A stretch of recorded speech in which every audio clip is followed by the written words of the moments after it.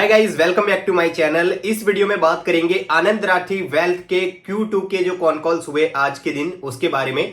कुछ important update है। Con calls 1 घंटे का था, लेकिन उसमें जो इंपॉर्टेंट चीजें थी वो थी 5-6 ही, तो उसके बारे में ही बात करेंगे।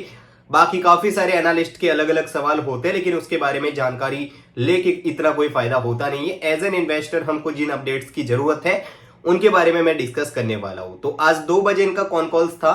लाइव में अटेंड नहीं कर पाया था, लेकिन उसके बाद इनका कॉन कॉल अवेलेबल था रिकॉर्डिंग, तो वो सुन के मैंने यहाँ पे अपडेट्स जो है वो नोट किए और अब आपके साथ यहाँ पे शेयर कर रहा हूँ। तो नंबर्स इनके काफी अच्छे थे। बेशक इस सिचुएशन के अंदर हमने कल इनके नंबर्स डिस्कस किए थे, बहुत अच्छे नंबर्स, हम काफी अप्रिशिएट करेंगे।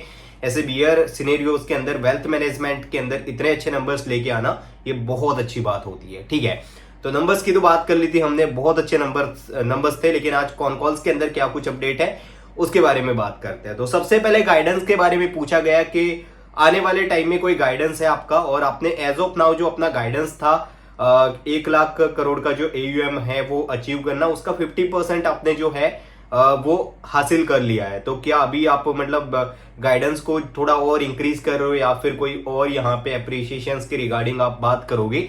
तो यहाँ पे इनके जो CEO है उन्होंने बताया, यहाँ पे फिरोज अजीज, जो बहुत अच्छे, मेरे को उनकी कमेंट्री बहुत अच्छी लगती है। तो उन्होंने बताया कि देखिए हमारा जो 1 लाख करोड़ तक पहुंचने का जो AUM को पहुंचाने का गोल है FY26 खत्म होते होते, वो एक एस्पिरेशन है, वो कोई गाइडेंस नहीं है। और वो एस्पिरेशंस को हम दिमाग में रख के काम कर रहे हैं। बाकी हम दिन रात काम कर रहे हैं अच्छा बिजनेस लाने के लिए, अच्छी ग्रोथ लाने के लिए और ज्यादा डिलीवर करने के लिए। हम रात भर और मतलब रात दिन काम करते हैं क्लाइंट्स को लाने के लिए, लेकिन हम कोई भी गाइडेंस आपको नहीं दे रहे हैं, ना हम दिमाग के ऊपर गाइडेंस लेके चलते हैं। क्योंकि गाइडेंस लेके जाएंगे तो फिर हमारे एफर्ट्स के अंदर वो प्रेशर यहाँ पे शो होगा, हमारे RMs के अंदर भी वो प्रेशर वगैरह वगैरह देखने को मिलेगा। तो इस वजह से हम गाइडेंस के बारे में नहीं सोचते, गाइडेंस देने में हम बिलीव नहीं करते। लेकिन हाँ, हम दिन रात काम करते हैं और ओवर डिलीवर करने की हमेशा हमारी कोशिश रहती है। तो ये गाइडेंस के बारे में इन्होंने बहुत अच्छी बात कही। दूसरा यहाँ पे RM एट्रिशन। अब RM एट्रिशन क्या होता है, जिन लोगों को पता नहीं है, RM का मतलब है रिलेशनशिप मैनेजर। ठीक है, रिलेशनशिप मैनेजर जो है वो इनका यहाँ पे एक इंपॉर्टेंट मतलब बिजनेस के अंदर एम्प्लॉय होता है। और उसके ऊपर यहाँ पे अगर बात करें एट्रिशन की, तो एट्रिशन मतलब RM एट्रिशन मतलब जो RM इनको छोड़ के जाते हैं। और इस बिजनेस के अंदर अगर रिलेशनशिप मैनेजर जो है वो अगर आपको छोड़ के जाता है तो बहुत दिक्कतें होती है। क्योंकि एक तो आपने काफी एक्सपीरियंस के साथ उसको यहाँ पे इंक्लूड किया अपनी कंपनी में, और उसका जो एक्सपीरियंस है कंपनी के लिए बहुत ज्यादा इंपॉर्टेंट होता है। 7-8 साल से अगर कोई बंदा काम कर रहा है आपकी कंपनी में, उसके क्लाइंट्स है अलग अलग, ठीक है, तो वो अपना AUM भी लेके जाने की पॉसिबिलिटीज रखता है। तो अब तक क्या था ना कि 0 एट्रिशन यहाँ पे देखने को मिल रहा था इस कंपनी में, मतलब एक भी RM अभी तक छोड़ के नहीं गया था इस कंपनी को। लेकिन पिछले क्वार्टर के अंदर 2 RM ने इनको छोड़ दिया, और इस क्वार्टर के अंदर भी 2 RM का एट्रिशन देखने को मिला। तो इसके रिगार्डिंग सवाल पूछा गया कि ये क्या है, तो इन्होंने बताया कि वो लोकेशन के इश्यूज की वजह से और थोड़ा दूसरा पर्सनल रीजंस की वजह से इनको वो 4 RMs ने छोड़ा है।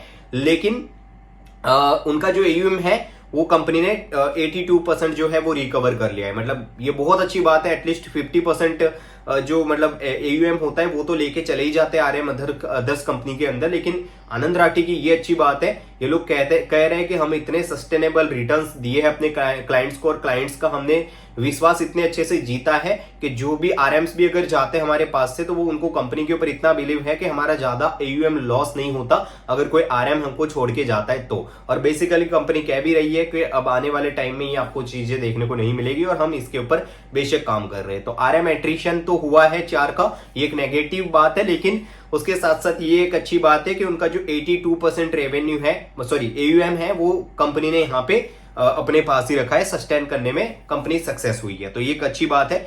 बाकी तीसरा सवाल कंपनी से पूछा गया बेस इफेक्ट के बारे में, क्योंकि अब बहुत बड़ा बेस बन गया है और म्यूचुअल फंड डिस्ट्रीब्यूशन के अंदर आपका बेस अगर बड़ा हो गया तो वहां से फिर ग्रो करना थोड़ा सा मुश्किल रहता है। तो इनको बताया गया कि आपका इतना बड़ा बेस हो चुका है, तो अब क्या ग्रोथ यहाँ पे आप आगे कर पाओगे इतने अच्छे से। तो काफी कॉन्फिडेंट दिखे फिरोज अजीज, और इन्होंने बताया कि डेफिनेटली आने वाले टाइम में हम जो है वो बहुत ही ज्यादा एक्सपेक्टेशन से यहाँ पे काम कर रहे हैं, और आने वाले टाइम में डेफिनेटली और भी अच्छी चीजें कंपनी यहाँ पे देख रही है। और इस इंडस्ट्री के अंदर बहुत ज्यादा पेनिट्रेशन है और इस वजह से कंपनी यहाँ पे कह रही है कि अभी जो ग्रोथ है वो आने वाले टाइम में भी हम लोगों को जरूर बड़े बेस के ऊपर भी देखने को मिलने वाली है। और ये लोग कह रहे हैं कि बहुत कम कंपनीज होती है जो 50,000 करोड़ का जो ईयूएम है वो पास कर लेती है, और इन्होंने बोला कि हम 50,000 करोड़ का ईयूएम पास करने के बाद भी बहुत अच्छे से ग्रो कर रहे हैं। तो उससे आप लोग देख सकते हो कि बड़ा बेस लेके भी हम लोग अच्छी ग्रोथ कर सकते हैं, तो एक अच्छी बात है। ठीक है, बाकी कंपनी कह रही है 2030 तक हमारा कंटिन्यू, कोई गाइडेंस तो नहीं है लेकिन कोशिश है कि 20 to 25% से ग्रो करे, लेकिन ये कोई भी गाइडेंस नहीं है। हम ट्राई कर रहे हैं, दिन रात काम कर रहे हैं, हम कोई भी गाइडेंस दिमाग में लेके नहीं घूमते, लेकिन हाँ ओवर डिलीवर करने की हमारी हमेशा कोशिश रहती है। ठीक है, बाकी ये भी बताया आने वाले 2-3 साल के लिए भी जो ग्रोथ है वो सस्टेनेबल बिल्कुल भी लग रही है अभी इस इंडस्ट्री के अंदर। ठीक है, बाकी अभी जो इश्यूज चल रहे हैं उसको लेके भी कंपनी ने बताया कि अभी जो है वो निफ्टी पिछले 1 साल से कोई भी रिटर्न्स नहीं दिए, लेकिन इनके जो स्ट्रक्चर प्रोडक्ट जो है वो इनके बेसिकली बॉन्ड होते हैं।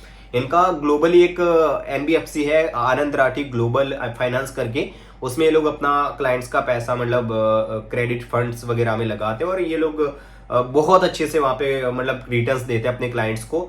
डिफॉल्ट रेट बहुत कम है वहां पे, ना के बराबर, तो बहुत अच्छा कर रहे हैं वो लोग। तो ये लोग कह रहे हैं कि हम अपने अगर मार्केट बियर जोन में भी है तो हम लोग बहुत अच्छे से जो है डाइवर्सिफिकेशन करते हैं। 25% या फिर 35% आसपास जो पैसा है क्लाइंट का वो स्ट्रक्चर प्रोडक्ट्स के अंदर रखते हैं, और बाकी का इक्विटी म्यूचुअल फंड्स के अंदर रखते हैं, और जिसके तहत हम लोगों को काफी अच्छा डाइवर्सिफिकेशन देखने को मिलता है और हम लोग अच्छा अल्फा जनरेट कर पाते हैं अपने क्लाइंट्स के लिए। और ये लोग कह रहे हैं कि आने वाले टाइम में जो मार्केट अभी बियरिश चल रहा है वो आने वाले टाइम में एक्सपेक्टेड है कि अपना जो मतलब मीडियन रिटर्न है निफ्टी के 12-13%, उससे ज्यादा ही आने वाले साल में यहाँ पे निफ्टी देने में जरूर यहाँ पे एक्सपेक्टेशंस रख रहे हैं लोग। ठीक है, बाकी सीजनलिटी को लेके भी क्वेश्चंस था कि पहला दूसरा क्वार्टर इनका अच्छा होता है, तीसरा चौथा क्वार्टर थोड़ा सा लो देखने को मिलता है। तो सीईओ ने यही बताया कि ऐसा कुछ है तो नहीं, लेकिन क्या है कि शुरुआत में फाइनेंशियल ईयर के शुरुआत में जो आरएम्स होते हैं वो ज्यादा एनर्जेटिक होते हैं और ज्यादा मतलब डेस्परेट होके काम करते हैं, जबकि आखिर के 2 क्वार्टर्स के अंदर थोड़ा सा एनर्जी का इश्यू रहता है। लेकिन ये प्रॉब्लम ये लोग सॉल्व कर रहे हैं और ऑफिस में इसके रिगार्डिंग भी चर्चा चल रही है। ठीक है, तो ये कुछ 4-5-6 पॉइंट्स थे जिसके बारे में यहाँ पे आनंद राठी के कॉन कॉल्स के अंदर बात हुई। अगर यहाँ पे आप लोगों को इनमें कोई डाउट है तो आप लोग कमेंट्स के अंदर बता सकते हो, मैं जरूर से आंसर करूंगा। और बाकी किन कंपनीज को आप ट्रैक कर रहे हो और किसका वीडियो आपको चाहिए वो भी बताइएगा। बाकी मेरी जो वॉच लिस्ट में है, मेरे पोर्टफोलियो में है, वो कंपनी के रिजल्ट्स और कॉन कॉल्स तो हम लोग डिस्कस कर ही रहे हैं। Thank you so much for the watching.